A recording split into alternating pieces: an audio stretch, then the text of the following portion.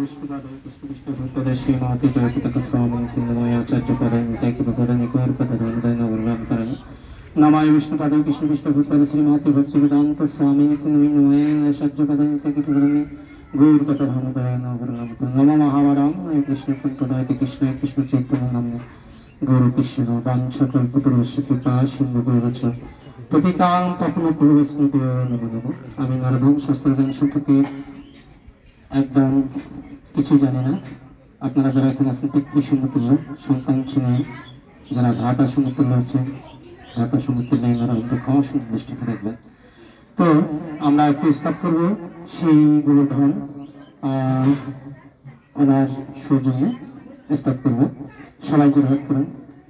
বন্দে নম ঘনশ্যাম দ্বিভুজ মুরলীধর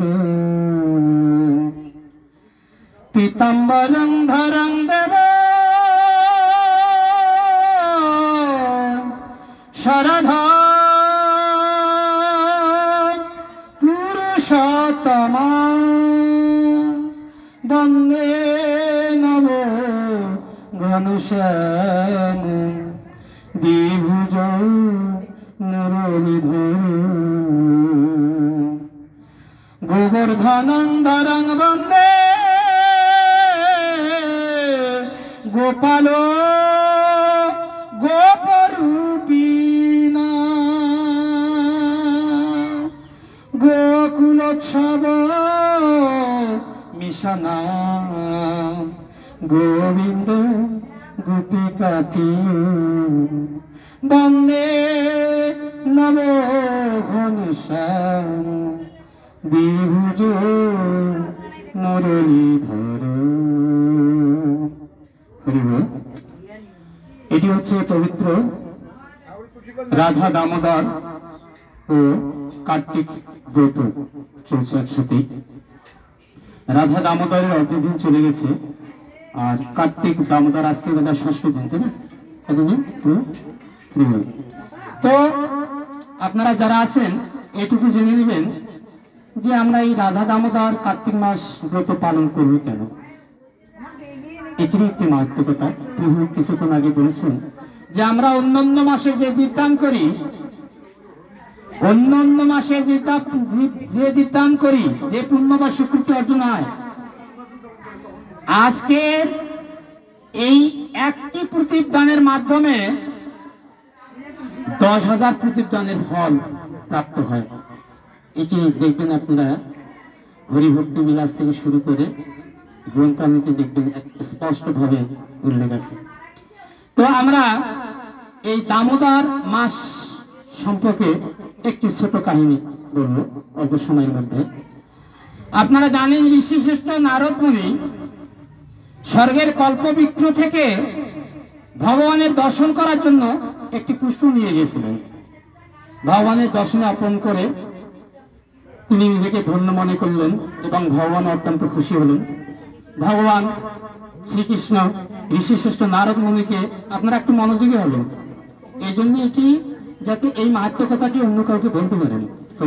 আপনারা অনেকে যারা জানেন তাদের জন্য আরো ভালো। তো এই স্বর্গের পারিজাত পুষ্প, একটি পুষ্প ভগবান স্বয়ং শ্রীকৃষ্ণ 16,108 মহিষীর মধ্যে সমান ভাগ করে দিলেন। কতজন? 16,108 জন। তো এই 16,108 জন তার মহিষী, যেমন রাধিকা জানি সবচেয়ে কৃষ্ণের প্রিয়সী, আরো একজন আছে, তিনি হচ্ছেন সত্যভামা। তো সত্যভামা এই শ্রীকৃষ্ণকে কিছু বলার জন্য আকুতি মিনতি করলেন, হে প্রভু, আমি তোমাকে কিছু বলতে চাই, যদি অপরাধ হয় আমাকে ক্ষমা সুন্দর দৃষ্টিতে দেখবেন। তো আমরা শাস্ত্রে জেনেছি যে জ্ঞানযোগে 34 শ্লোকে জেনেছি তদ্বিতি পুনিপাতেন পরিপুষ্ণেন সেবায়া উপদায় শান্তিতে জ্ঞানম জ্ঞানীন তত্ত্বদর্শী। উপরোক্ত বিষয় যে জানিবারে চাহে সদ্গুরু পদে করায় আশ্রয় পুনিপাত পরিপুষ্ণেন সেবার সহিত গুরু স্থানে জেনে নাও আপনার হিত। কাউকে যদি কোনো প্রশ্ন করতে হয় অত্যন্ত শ্রদ্ধা এবং শ্রদ্ধার সহিত জিজ্ঞাসা করলে সেই তত্ত্ববেষ্টা পুরুষ তোমাকে সুউপদেশ দিবে। তো এই সত্যভামা বললেন, হে প্রভু, আমার জিজ্ঞাসা, আমি পূর্বজন্মে কি এবং পুণ্য করেছি, কোন পুণ্যের কারণে আমি তোমার অর্ধাঙ্গিনী হতে পেরেছি প্রভু, একটি কৃপা করে বলুন। আচ্ছা, আমি বলবো না, এখান থেকে শেষ করবো।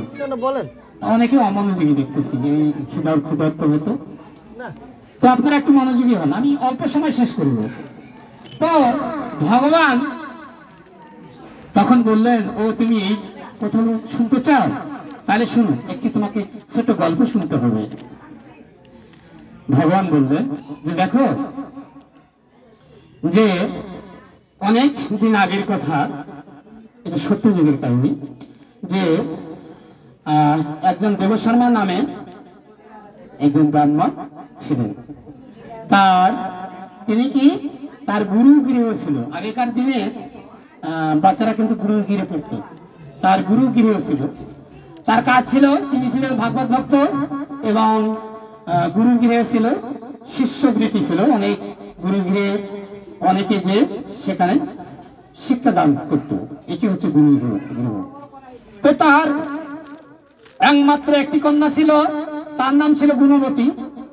তো গুণবতীর সবচেয়ে বড় দুঃখ যে তার মা নেই।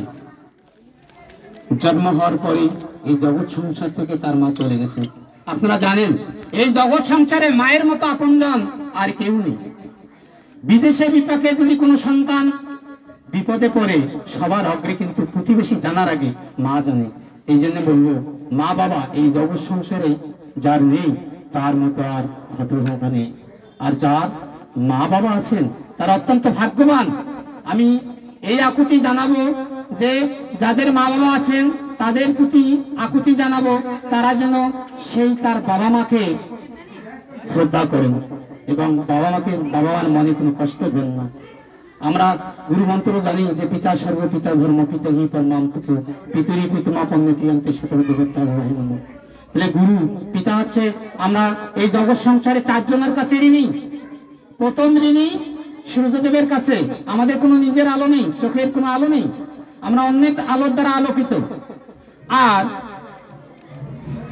তারপর কার কাছে ঋণী? চন্দ্রদেবের কাছে। তারপর পিতামাতার কাছে। আমাদের দেহে 2টি জিনিস বাস করে, একটি পরমাত্মা, একটি আত্মা, জীবাত্মা। পরমাত্মা সন্তানকে জীবাত্মা। আর এই দেহে আমরা লাভ যে করছি, এই দেহের যে আমরা অহংকার করি, এটি পিতামাতার 2জনের মিলনের ফলে দেহ পেয়েছি। তাহলে আমাদের যেহেতু নিজস্ব আলো নেই, অন্ধকার রাত্রে কি আমরা দেখতে পারি না? তাহলে আমরা সূর্যের প্রতি ঋণী কিনা? এই আমরা একটা দেহ পেয়েছি, যার জন্য আমরা উঠতে পারছি, বসতে পারছি, নড়তে পারছি। তাহলে পিতামাতার কাছে ঋণী না? কত বড় ঋণী! তাহলে আমাদের পিতামাতার সেবা করতে হবে। তো এই তার একমাত্র কন্যা ছিল, একটি কন্যা। তো কন্যা যখন বিয়ের বয়স হয়ে গেল, তখন তিনি ভাবলেন তার একজন প্রিয় শিষ্য আছে, তার প্রিয় শিষ্যর নাম হচ্ছে চন্দ্রনাথ। চন্দ্রনাথের সাথে ব্রাহ্মণের মেয়ের নাম কি বললাম? সূর্য। এই ব্রাহ্মণের মেয়ের নাম যে কিছুক্ষণ আগে বললাম না, গুণবতী। তো এই গুণবতী অত্যন্ত গুণবতী ছিলেন। বিদ্যা বিনয় সম্পূর্ণ ব্রাহ্মণ গতি হস্তিনী সুনিচয় ও সাপাকে পণ্ডিতা সমদর্শী, যেটা আমরা শাস্ত্রে জেনেছি, গীতার কথা জেনেছি। তিনি হচ্ছেন সমদর্শী, বেশি দুঃখে দুঃখী না, বেশি সুখে সুখী না। তিনি হচ্ছেন ভাগবত ভক্ত। তো এই গুণবতী সারা জীবন একটি কাজ করতেন। কি কাজ? 2টি কাজ। মানে সারা জীবন তিনি একাদশী ব্রত নিষ্ঠার সহিত পালন করতেন এবং কার্তিক ব্রত এবং রাধা দামোদর ব্রত পালন করতেন। তো যাই হোক, মা বড়, সন্তান বড় হয়েছে। মা থাকলে মা আগে চিন্তাধারা করতো, কিন্তু মা নেই, বাবাকে চিন্তাধারা করতে হবে। তাই প্রিয় শিষ্য চন্দ্রদেবের সাথে এই গুণবতীর বিবাহ দিল। বিবাহ বন্ধনে আবদ্ধ হলো। তো বিবাহ বন্ধনে আবদ্ধ হয়ে কিছুদিন সংসার করার পর দেখা গেল এই জামাই শ্বশুর মিলে পূজার ফুল সংগ্রহ করার জন্য পর্বতে গিয়েছিলেন। ভারতের কিছু কিছু, ভারত আছে পূর্ণভূমি, কিছু কিছু এলাকায় এই ইস্যু এই নিচু দেখবেন আপনারা যারা গেছেন। তো কুশ সংগ্রহের জন্য কোথায় গিয়েছিলেন? পাহাড়ে উঠছিলেন। তা পাহাড়ে উঠতে গিয়ে সেখানে বাঘের কবলে পতিত হন, জামাই এবং শ্বশুর দুজনের সেখানে মৃত্যু হয়। তো গুণবতী আবার একা হয়ে গেল। হ্যাঁ, আবার একা হয়ে গেল। ওই যে কিছুক্ষণ আগে বললাম যে যারা শতগুণী হবে তারা বেশি সুখে সুখী হবে না, বেশি দুঃখে দুঃখে হবে না। কেন বলে যে পিতা মাতা যদি এই জগৎ সংসার থেকে চলে যায় কাঁদতে হয় না, বরং সেখানে হরে কৃষ্ণ নাম বলতে হয়। আমরা জেনেছি কৃষ্ণ নাম সমস্ত মন্ত্রের সারস্বরূপ এই কৃষ্ণ নাম। আমাদের যাদের পিতামাতা আছে মুমূর্ষকালে এই নামটা এই পিতামাতাকে স্মরণ করে দেওয়ার কর্তব্য হচ্ছে আমাদের সন্তানদের। এখানে শাস্ত্রে বলছেন যে কৃষ্ণ নাম সমস্ত মন্ত্রের সারস্বরূপ। যত সব মন্ত্র আছে, আপনি যত মন্ত্রের কথা বলেন, নামই হচ্ছে সমস্ত মন্ত্রের সারস্বরূপ। এই মহানামের মতো আর বড় মন্ত্র এই জগৎ সংসারে নেই। এই জন্য যাদের পিতামাতা আছে এইটুকু খেয়াল রাখবেন যে অসুখে বিসুখে পড়ুক, মৃত্যুপথ যাত্রী হোক, এই নামটি যেন তাদেরকে স্মরণ করে দেওয়া হয়। আর এই নামের মাধ্যমে শাস্ত্রে বলছে যে আমার শেষ মুহূর্তে যে আমার স্মরণ নয়, আমার ধামে পতিত হয়। এটা তো আমার কথা না, শাস্ত্রের কথা। তো যাই হোক, এই গুণবতী তার স্বামী এবং পিতার সৎকার্য করলেন, খুব সুন্দরভাবে করলেন, ওই গ্রামে থেকে গেলেন। তো কোন এক দামোদর মাসে পূর্ণিমা তিথিতে তিনি রোগের আক্রান্ত হলেন, কঠিন জ্বর। কিন্তু তিনি কি করতেন যে ব্রহ্ম মুহূর্তে উঠে তিনি গঙ্গায় স্নান করতেন এবং ভগবানকে দীপদান করতেন। তো যাই হোক, এই গুণবতী অত্যন্ত অসুস্থ হওয়ার পরেও তিনি গঙ্গায় গেলেন, স্নান আদি করে ভগবানের দীপ সমাপন করার সাথে সাথেই তিনি সেখানে দেহ রাখলেন। এই গঙ্গা থেকে আর উঠে আসতে পারলেন না। সাথে সাথেই সেই ব্রহ্মলোক অর্থাৎ ভগবানের বৈকুণ্ঠ লোক থেকে তার পার্শ্বদগণ এসে তাকে রথে এসে চলে নিয়ে গেল। তখন শ্রীকৃষ্ণ বলল, সত্যভামা, এই গুণবতী যে মেয়ের নাম, দেবশর্মার ব্রাহ্মণের যে মেয়ে গুণবতী, এই গুণবতী কে জানো? এই গুণবতী আর কেউ নয়, তুমি হচ্ছে সেই গুণবতী। এই একাদশী ব্রত, কার্তিক ব্রত এবং রাধা দামোদর ব্রত নিষ্ঠার সহিত পালনের জন্য আজ তুমি আমার অর্ধাঙ্গিনী হতে পেরেছ।